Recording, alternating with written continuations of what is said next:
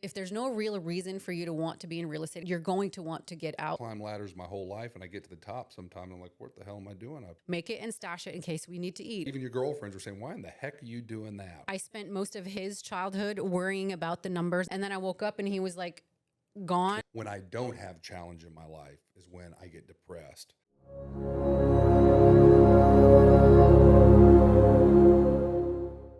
The market dynamics are definitely not what they were 2 or 3 years ago. There's much more inventory, or considerably more inventory, more market time. Houses have been sitting on the market, 90, 180 days sometimes. And those are the ones that are priced right, still move in a relatively smooth, quick amount of time. But everybody's all shocked that we have a 90-day market time for most price points, which is more of a balanced market, more of what I've been used to over the last 2 decades. In the grand scheme of things, though, is 90 days a long time for a house to be Not at listed? all. No, Right. I would not say so at all. It's just not 2 weeks like it used to be. Right. And people are still accustomed to that. I think right now the conversations we're having with listing customers is setting proper expectations. That's what realtors are hired for, to really give them the pulse of what's going on in the current market and keep them tuned in and setting realistic expectations. That's what we're supposed to do. Keep margins the way they operate within, keep their emotions in check, and tell them the truth of what's really going on out there. So what are the expectations now? Because I list a house today. What am I seeing? What am I expecting? When I walk into a house, we break the market down into $50,000 or $100,000 price brackets, and then I go through a series of what's active, what's under contract, what the pending ratio looks like. I talk a little bit about list price to sales price ratio so people know what to expect when they're negotiating. If we're priced appropriately, most houses are selling within that 2 or 3% margin. We go through a time frame analysis in that certain price point so they get an idea of how long the house should be on the market. We certainly talk about preparation, pricing, and then the promotion of what we do. Those 3 things line up. In any market, the house is going to sell. But we have to look at the market dynamics and give them a reasonable amount of time that the house is going to sit on the market before it sells. So it used to be conversation, 2 weeks, no showings, we're priced too high. So now that showings aren't as frequent. Right. So how does that change, and what's the new expectation? I really personally think that's a line that works in any market. If your house is sitting there with no interest, after 2 or 3 weeks, the market's telling us something, and we got to reevaluate either the price or the condition. Either the condition has to meet the price we're asking with features and benefits, or the price has to come down. It's not rocket science. I usually go into a listing presentation with a range of a list price of what to expect. The customer sets the price. I control the marketing. And if the price and the marketing matches up with the market demand or buyer demand, the house is going to sell in any market. Time frame wise, though, I'm usually looking at that 2 week to 4 week window with activity, with feedback. Are we getting showings? Are people showing the house and going and making offers on other properties? That's what I'm constantly coaching up and consulting my sellers with on if we're priced appropriately to the market or not. We have honest conversations around that, and we need to discuss possibly a 3 to 5% price adjustment, considering what list price to sales price. We haven't sold the house, and we know we're close, but getting foot traffic, we're probably gonna have to come down 3 to 5% to recreate momentum or get the house priced appropriately to attract a new buyer that hadn't currently looked at the house. If you think you're gonna make a $2,500 price adjustment, you're wasting everybody's time. You gotta at least move the needle enough to allow me to find a buyer that hadn't currently been looking at the property to come and look at the house and potentially make us an offer. Yeah, I've been doing this for a while. All right. What else do we have going on? Has it been like this before? Oh, certainly. Yeah, this is nothing new to me. I've seen the good, the bad, and the ugly in this real estate market. We're certainly not in ugly right now. We're in more of a balanced market situation. Now, realtors, if they're going to make a living doing this, is going to have to work. They're going to have to get on the phones. They're going to have to talk to people. Real estate's a contact sport. And if you want to sustain a long-term real estate career, you're going to have to hustle. And we hustle every day. And that's why a lot of people like to do business with us, because we're not the part-time realtor. We're not waiting for the phones to ring. We're marketing and promoting houses at a high level. And we are reaching out diligently to follow up with those leads as they come in, to drive more foot traffic to our customers' houses, sell them for the most amount of money in the right amount of time for them. So you say we're not in the ugly. Does it only feel ugly because... I've heard a statistic recently that 50% of realtors that are currently licensed haven't sold one home in the last 12 months. We're blessed enough to not be in that category, and we're turning houses pretty quickly and staying stable and growing our business. That's what we always do. There's an opportunity in every market, and that's what we look for. We're currently still working to scale our business, attract new realtors to partner with and do business with us, and teach them the techniques to be successful long-term career realtors. Tell us about the playbook that we use in order to do that. What attracts a lot of realtors to doing business with our team and partnering with our team and being business partners in what we're building in the local area from a brokerage standpoint or a team standpoint, a team real estate team standpoint? I do think even if I had to start all over again, I think Keller Williams would still be the brokerage I would join just because for what they stand for, how they train their agents, and what the skill set they believe that agents should have to be able to sell real estate, because anybody could potentially Get their real estate license and sell. get it. Anybody could sell real estate. Is that who you want to have selling your house? You know, so what Keller Williams stands for and the way they want you to build a business and a career and be a professional agent, that aligns really, really well with what Place also has to offer. So I feel like we're getting it on both sides, from like the brokerage foundation that was set for us or for me, and then Place coming in and just making that feel even stronger, or reiterating all those high points. So everything that Keller Williams stands for that I believe in, Place has at an even higher level.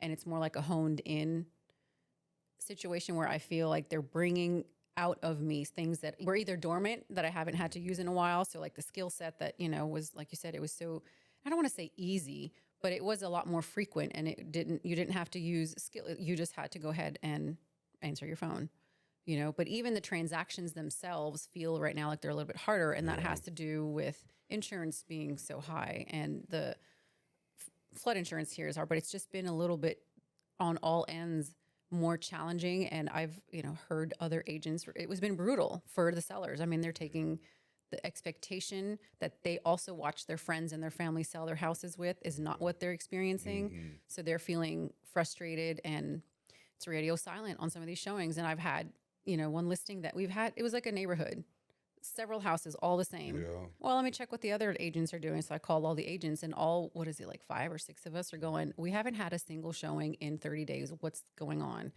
So that was more like, I needed to come back to the sellers with something. It couldn't be, let's do a price reduction, because maybe that's not the point. Like maybe that's not the issue. And so talking It could to be market timing. There's a lot of reasons houses so sit talking out to the there. other agents and feeling and seeing that the other sellers are also experiencing the same things, and all us agents, who a lot of them have been in the business for a long time, we're all going, I don't know what's happening. Like I've never Like, missed this the is mark a like nice this house, with the price. it's priced right, it's in good shape. Why isn't it moving? Why aren't we getting foot traffic? And that's just that expectation of their houses are sitting longer. So there are fewer and far between with the showings. And so this whole expectation for the sellers, we're not going to get 15 people knocking on your door in the first 2 weeks we're listed. Like that's not there anymore. So trying to tell the sellers that, but also forgetting that my expectation has to be reset, because I was also expecting that, like, this is a great house, it's priced right, it's going to work. And it wasn't that. And so I think that's one of the reasons you have to have a realtor that has their finger on the pulse of what's going on in the marketplace. If you're hiring a realtor that only sells a handful of houses a year, quite frankly, they don't have their pulse on what's going on in the marketplace.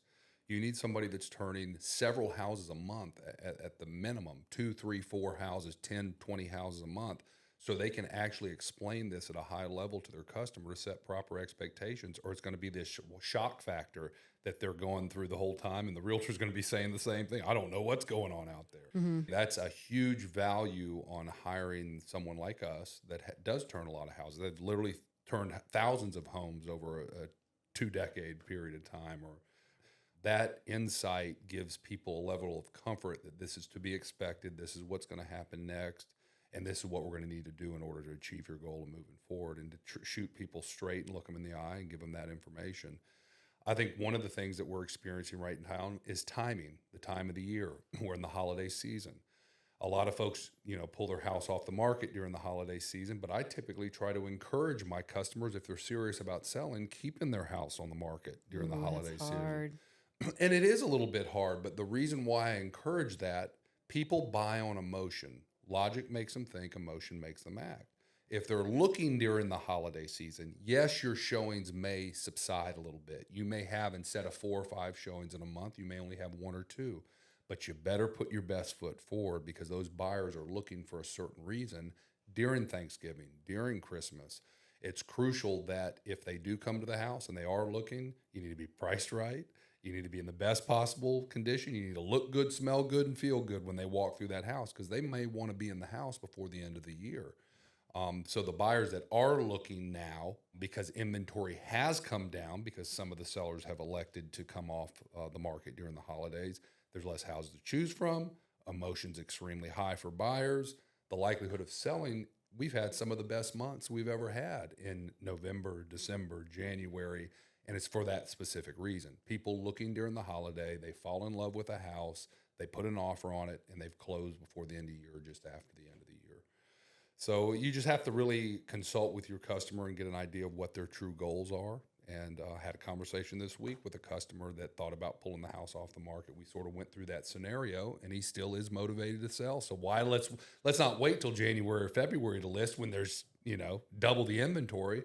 Let's compete against less homes available, and the buyers that are looking are serious. So keep the house on the market. So there's a lot of different windows to look at as far as timing the market, but that's one of the reasons that you consult with an agent and talk to them and get a feel for what they think. I guess 90 days, 120 days is not outrageous now to expect the house to be on the market. So if your 90 days start now, or if you start those 90 days in January, or like the market there's a lot of trying to time it, like people trying to figure out, well, if I wait till February, then it's going to be this. And then what if about after Mardi Gras? So all these scenarios that come up for like when I could do it. And is it 90 days from now? Is it going to be different in the spring? And there's absolutely no way of knowing that.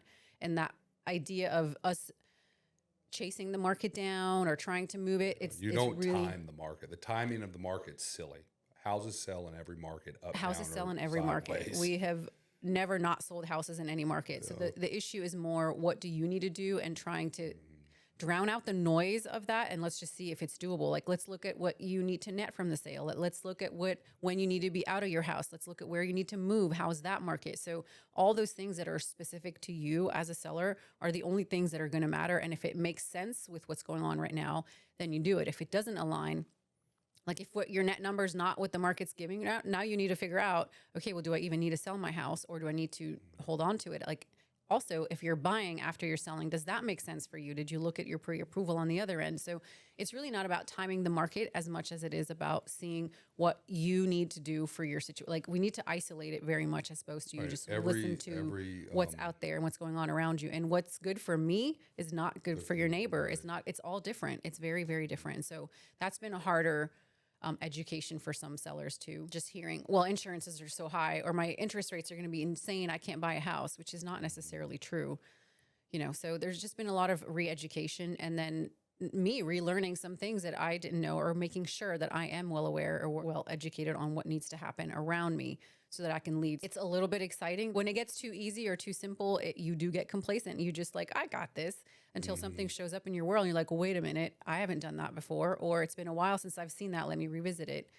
And also with the team, with having the agents and not being part of every transaction, but sort of watching it from the outside, it's kind of exciting that you can see different things or different aspects, or them not having incurred that before, or I've never done this, or the seller said, and you're like, okay, hold on, we've done this before. We've seen this issue. We've seen this scenario. We've had this seller, because it's more like a plug in. Like, there's no outlandish things that happen in real estate that you can't get an answer to. Somebody's going to have the answer, and that might be us because we've experienced it. It might be one of our title attorneys. It might be one of our inspectors.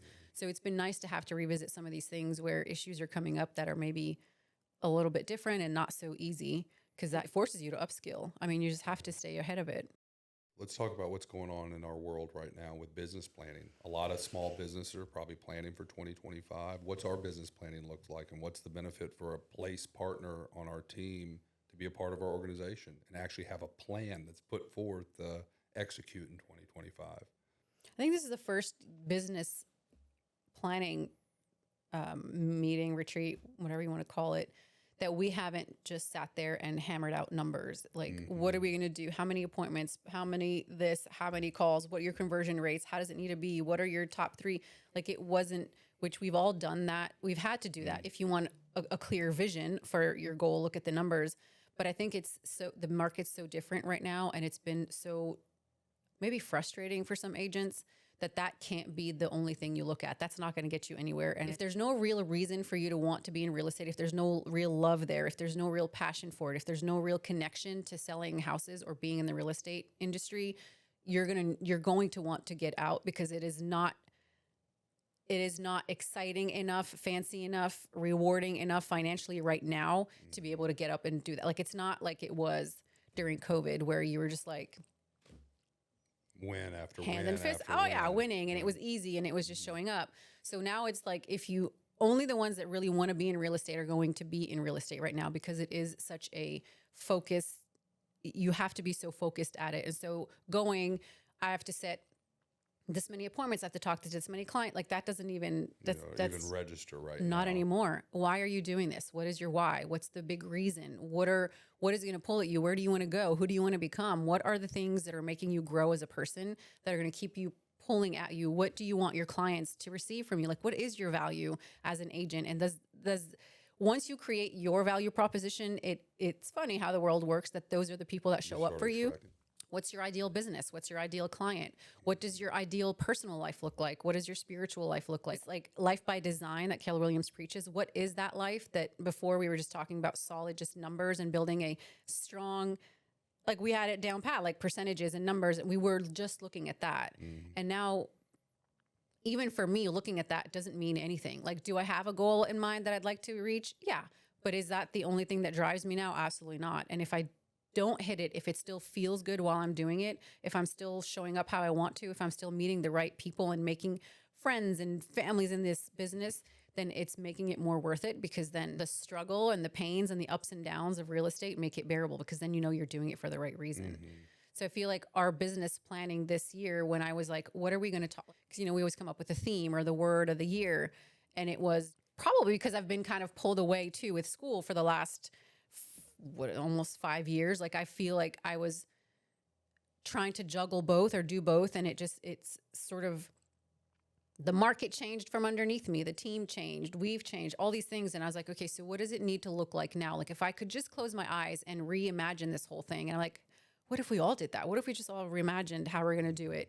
And then you're going to have to change it. And you have to find that fire, that why, that pursuit. So then we wanted to reignite your reason for being in real estate, and then just reclaim it. Like, it's okay for you not to, it's okay for me. I mean, I had to have permission first. It's okay for me not to want to sell 50 houses anymore a year. It's okay for me to want to go in a different direction and do more coaching, or doing more with other agents, or being more in the back end of the processes. Like, I don't have to have that same mindset that I did before of like focus solely on appointment. Like, it was becoming so rigid. My world was so rigid. It was so scheduled. And it's okay for it not to be like that, and to enjoy like, what am I building this whole real estate business for if I can't enjoy it while I'm doing it? And that was becoming part of it. Is like, my world was so rigid and so structured and so black and white that I wasn't enjoying it. And so then I had to like reimagine it, and then reconnect to it, make sure I wanted to still do real estate. And so I even took it off the table. Like, what if I didn't sell houses anymore?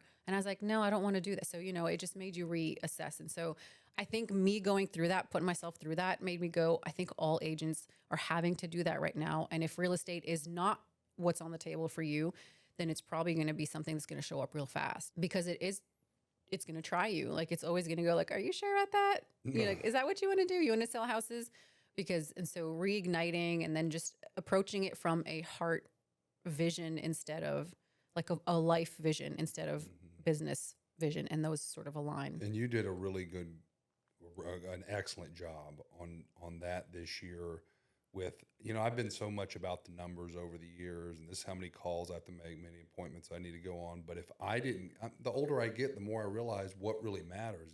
Is it the numbers? Is it the money? Or is there something deeper in my soul that I want to create and put together here? And I kept going back to, yes, I want to put a platform together that agents can succeed at the highest possible level, and see me doing it, because I've always been a lead by example type guy. And that's my number one mission this year. I don't want to hear from another partner on our team that this is not possible, because it absolutely is possible. We have the playbook, we have the technology, we have the leadership. You just have to put your nose down and do the work. But if it's not tied down to a reason, it's worthless. If you're just climbing, I've climbed ladders my whole life, and I get to the top sometimes, I'm like, what the hell am I doing up here? Or like, where's the next ladder? Like, moving where's on. the next ladder? What's next? Never enjoying the actual moment. I have to refocus myself on what my true vision and what my legacy is going to look like in the real estate industry. And the only way to do that is to spend some time, thinking time, on what my vision actually looks like. And you did an excellent job on introducing that to the team, and Place has done an excellent job with it. I think us piggybacking, we had done stuff ahead of time with our own team, and then to see Place reiterate the type of stuff that they're going through, I really feel that we've put a good group of individuals together that has the right chemistry, the right culture that we really can build on if I can show them a path to success. And this challenging market is when I do my best. The hardest times are my best times. I just really embrace challenge. I embrace hard, and I just sort of put my head down and get after it. And it's my job as the leader to never ask them to do anything that I wasn't willing to do or that I couldn't prove that was capable of being done. And I believe that this year in 2025 is when I'm going to have to turn the corner to truly start attracting excellent partners to be in business with. And the best path for me to do that is the way I've always done it. Lead by example, put my nose down, be passionate about what I do, and just get to work and get after it. When I kind of look back on how I used to do real estate and how when I got divorced, or like when my most rigid scheduled day or life it was when I got divorced and Ryan was young and I had to work. And like, now I'm trying to think, what do I want to make the money for? What am I going to use it for? Where am I going to go?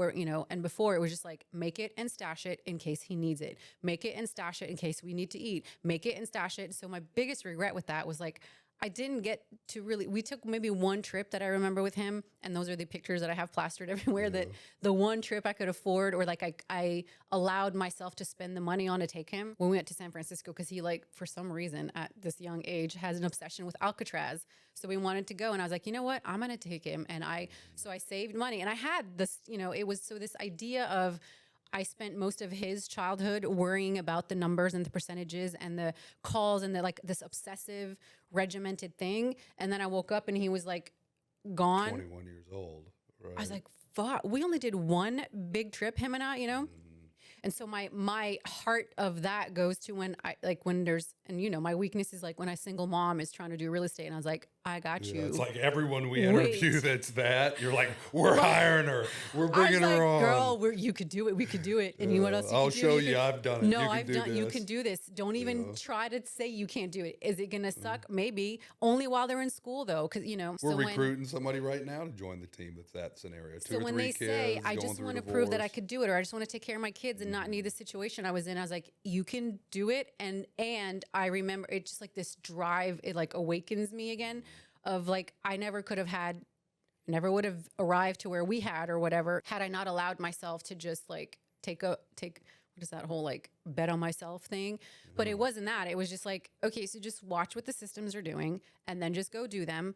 And I keep reiterating, like I hear everybody who's in a job, and they're like, they get to work and they have the process that they do and things that they hate and things that they do enjoy. And so it was like, if I just from 8 to 4 pretend somebody's watching over my back, or like what is your job or your duty? It's to make phone calls. It's to return phone calls. It's to set open houses. It's to take statistical, numbers for a house, like whatever the job entails in real estate, make it like it's my actual, like they're actual duties. They're not just like, I do them some days or I go to lunch other days. And like, you can't run it that way. And sometimes I think that's the frustrating part, is that it feels like it's a grind, but any other job is a grind. I mean, I know a lot of different industries that you're so overworked and pulled in so many directions with your schedule. I just don't know why you couldn't allow that to be for real estate. So when we're meeting with all these partners, and I think I actually asked you the other day, like, do you think you could right now, if this was... Yeah, do this all over. If this was your first year in real estate, could you start in real estate right now? Could you take that risk? And how would you do that? The hardest thing we're running into right now is people are have other jobs and they're To pay trying, the they bills and want they're to trying to work real transition estate. into real How do you estate. transition and it would be terrifying, but could they do it? Yeah. I mean, would you be able to do it again in this market right now? Yeah, I mean, I never had any reason to be an 8 to 5 or 9 to 5 guy picking up a check every 2 weeks. That's never drawn me in.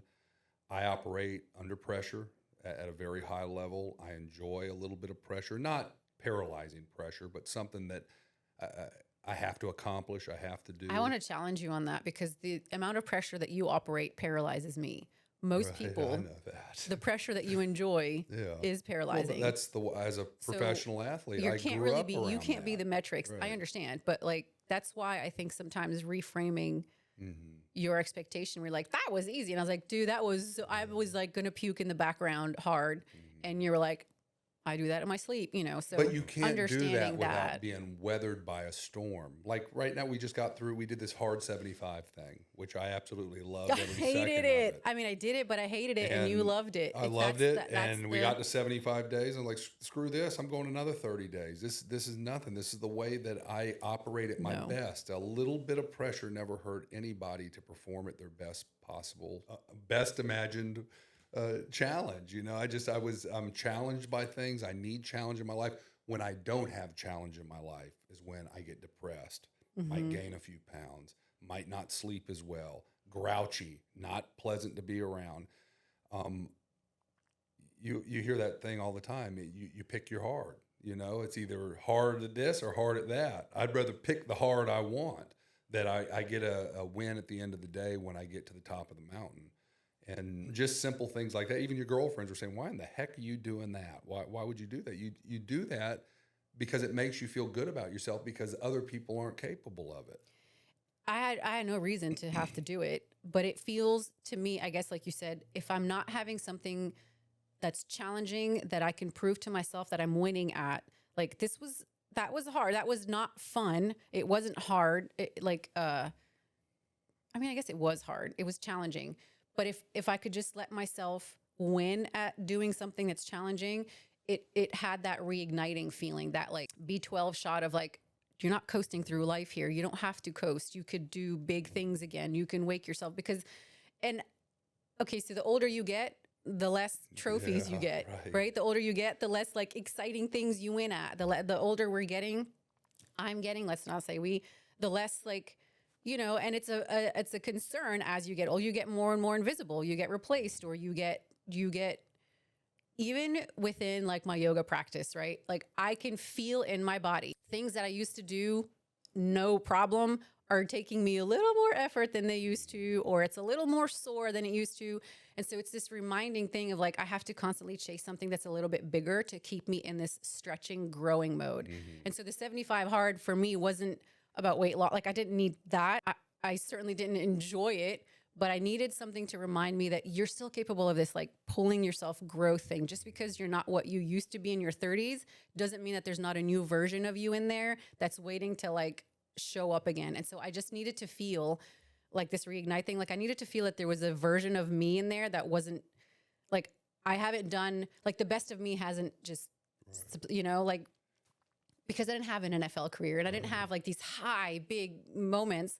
I'm like, dude, am I done? Like, I'm not going to have any kids. I'm not going to do like, what's my next thing? And he calls me, but he doesn't need me. So that feels, so like I needed something to help me pull apart and grow into like this new, different version. The biggest thing with me joining Place was reinventing myself. I had taken a step back from real estate. My production had gone down. Just me from a winning standpoint, I felt like I was a shell of myself for a couple of years. Even though it was something that I decided to do, I felt like I was losing or that I was a loser. And I don't operate very well in that zone. I have to be a winner. I have to do something that's not ordinary. And I think joining Place now 2 years, we're going on to our third year as we enter into January 2025, the reinvention of our team, the reallocating of people on our team and getting back into the swing of things and winning again at a high level and sort of making our name. Like Yeah, I've done that before. Yes, we were one of the top producers in the region. Yes, we've been #1 with Keller Williams, but I'm not done yet. I still have some more fight in me. And I think getting back to the level of production from a winning standpoint and doing it like one last time, I say that all the I want to do it one last time, one last hurrah. I think in order for me to put my stamp in this world as he wasn't just a fly-by-night operation. He didn't just go to the NFL. He didn't just go and create this big real estate team. He went back and did it a third time and did one more thing that was, and it's not even for the accolades or the recognition or anything like that. It's for me. It is for me. I want to feel like I felt in those other circumstances throughout my life. I need to feel it one more time, that exhilaration of, man, I've done something incredible, and I'm not going to stop. Well, we until all have get that. there. Brandon Bouchard what is that personal victory or glory, whatever he calls Yeah, it. personal glory. Personal glory. There is, with psychology, there is the inner child in you that is the one that's constantly in need of you, right? So there's the picture of me up by my computer, this reminder of what you're doing it for, or who you're doing it for. Who can you make proud? What is it inside of you that's driving you, and what can you reconcile with? And what has this all been for if it isn't to take care of yourself in some way? And for you, it's the hunting and the winning and the the thrill of that. It's like what I'm designed to do. Yeah. Right. I'm designed for love and connection and intuition. I feel things and I want people to feel, and I feel what they're feeling. And if I could just make them see what I'm seeing. And so those things, I think, for you and me is what ties together well. Push me. It finishes the loop on what we're providing for the people that are part of our world. But I think we're so polar opposite. Correct. That there's something that has to be connected between us in order for all the people around us to have the best possible experience. You at your highest self and me at my highest self together, you complete me thing, right? Yeah. That you at your lowest self and me at my we destroy, right? And a lot of relationships have that. Mm-hmm. So in order for me to be at my highest self, I need to pull from your highest self, which is when you're doing the fighting and the pulling and the winning and the hunt and this, my fear, anxiety, doubt looks at that and goes oh, okay, we're going to be, and so it feeds off of that. And then when you're in your depressed, down, losing sight of why and what, then I pull you back into connecting to what you need to plug into. So I feel like, as airy-fairy as that could sound, for agents that are looking to do, people who are built and wired like that, right? Mm-hmm. We always talk about we're not going to attract all of the kinds of agents because we are who we are. But the agents that enjoy the process of the growth, the process of trying hard things and succeeding at it, the ones that are trying to change their life and they just need this one little chance or step into, I feel like those are the agents that are going to find their place on our team, and that can feel when they need that moment from somebody who's going to teach them or show them that I could do hard things. I just need to believe it. You have that. And when they're going to need something that's a little softer and a little motivational, a little reminder of who they actually are and what we saw in them to bring them in. And single mom, yes, you could do it by yourself, or a dad that's trying to change the trajectory of his family's life. I think the two of us, if we can stay at operating at our highest best together, can feed into whatever they need. And that's why I think agents can do well, even though it's not going to be easy. It's not going to be something that's handed to them. It's not something that we even give to them. You're going to have to come in here and do a lot of work. When you're walking and there's dust all around you, and it's just if you just bring it up the dust, we're going to show you how to make a path out of that. Mm-hmm. And I think that whatever they might need, with your strengths and what you're wired for and me, we can help them. Probably anybody, because what we have is the opposite spectrums of those paths. And so somewhere in between, they're going to find their way. But it's just really hard right now. Responsibilities and obligations and fear. And so trying to make sure we're doing it for the right reasons. We still want to be in real estate to be able to lead that. And then bringing people on who have a certain path they're looking for that either is towards your end or my end, that need the balance of the two, that can probably create the agents that they want. It's more if we can still focus or get them to focus on creating the lives that they want, which sounds so, Keller Williams circa 1995 or whenever they started that. Yeah. But that is really what you're doing it for. And if you just do it for numbers or for cars or for units, it does really lose it. Erode You at can't. You your can't. soul. It does erode your soul, and the amount of work it takes and the energy that it takes, you're just not going to want to do it. But if you're doing it for the right reasons and it's igniting that thing within you, you could definitely make your real estate career last. I mean, you're doing a lot more appointments now. What are you seeing with sellers' concerns? Are they having different questions than before? Is it all the same? No, it's been pretty straightforward. I mean, buyer's agents just have to disclose up front what their responsibilities are to their buyer. They have to sign a contract before going out into the field and showing them property and representing them in the sale, just like they should have been doing for the last 100 years. But now it's actually in writing. Say, this is what I'm going to do for you. This is what you're going to do for me. This is how I'm compensated. Sign here. And the buyer's agents are just simply writing it in the contract. When I go and speak to the sellers, we go over what my fee will be and then what to expect from the buyer agency fee. To put them in the best possible position, I always suggest that there is some type of fee offered for the buyers bringing their ready, willing, and able buyers to the table. And more so than anything, it doesn't really matter on the seller's perspective how we get the buyer to the table. It's more about what they're walking away from. Seems like buyers are typically more concentrating on terms of the contract, and sellers typically are looking on net number and cash. What are they going to walk away from the table with in order to do X, Y, and Z in their lives? So if you can get away from the emotion of, I'm giving up this, let's just talk about what you're going to walk away from the table with. It's a much easier conversation. Why is it in the best interest of the sellers to be open to buyer broker compensation? Because most buyers aren't in position to compensate their agent cash outside of closing. I mean, it could be $5,000, $10,000, whatever their fee is. It could be several $1,000s cash out of closing.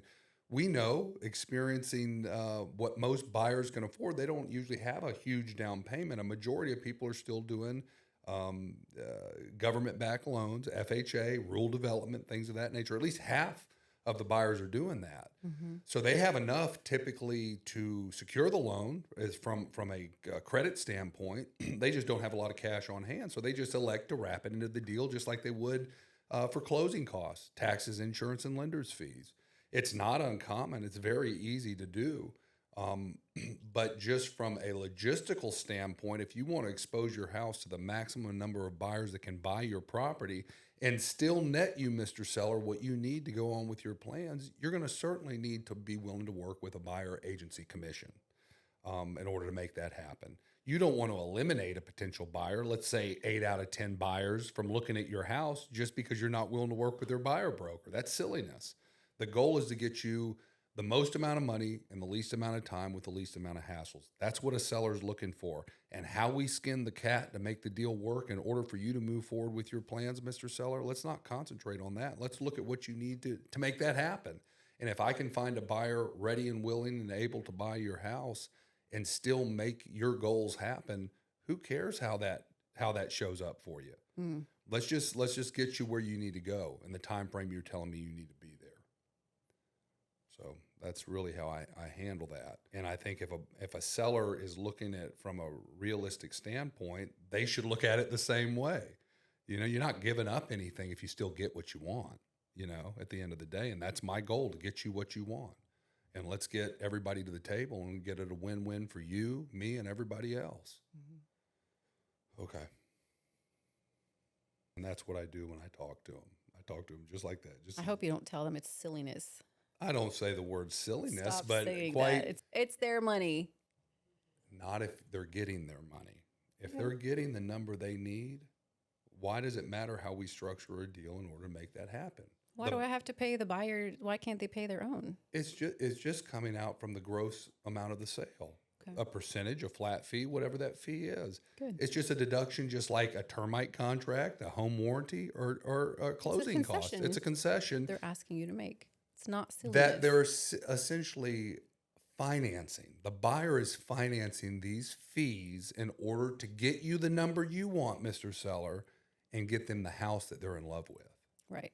So how do we make sure they know what they're walking away with? Oh, when I sit down with them, that's one of the first things we talk about. Okay, this is what I think I can sell it for.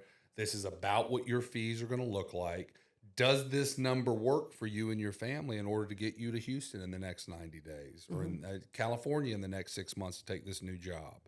If this number doesn't work, we may need to think of another plan, because quite frankly, I've been doing this long enough to give you an idea what I think that number looks like for you and your family. So now I receive an offer, Mm-hmm. X amount of money, and how do I know if this is a good deal for me as a seller, or if I should agree to pay this buyer broker on top of other concessions that they're asking Well, for? when we went over your motivation and your financing terms, this is where you need to be financially in order to achieve your motivation goal. Yeah. How does the net sheet and work? what I'll do is I always use a summary in layman's terms off of what the state license contract reads. I go through a summary, the price, the general terms, when we're closing, what concessions are being paid, is there a home warranty, essentially the nuts and bolts of what's in the contract. I submit that to them from an internal standpoint. We want them to know what the contract says. Secondly, we'll go into a seller net sheet, and I go into the net sheet saying what your fees are going to be, and the bottom number down there is your net number minus your payoff. Does this work for you, Mr. Seller? Does this $80,000 that you're going to get from the way this contract is structured going to work for you and your family to take this job in Texas or wherever you're going? And if that number works, then we need to look at possibly entertaining this offer and either countering it or working a deal that gets you effectively to where your goal is at the end of the day. So we always do a summary of the contract in layman's terms, and then we go into a net sheet, and I tell them within a couple $100 of what they should expect from the closing. And if all that stuff lines up and it works for them, we sign the contract, get the deal moving on and moving forward. So that's about setting expectations, and we know in real estate that is bar none the most important thing. This is what's going to happen next. This is what's to be expected. This is normal. This is not normal. And the only way you're going to have that as a realtor that's been around the block and had done this for a while.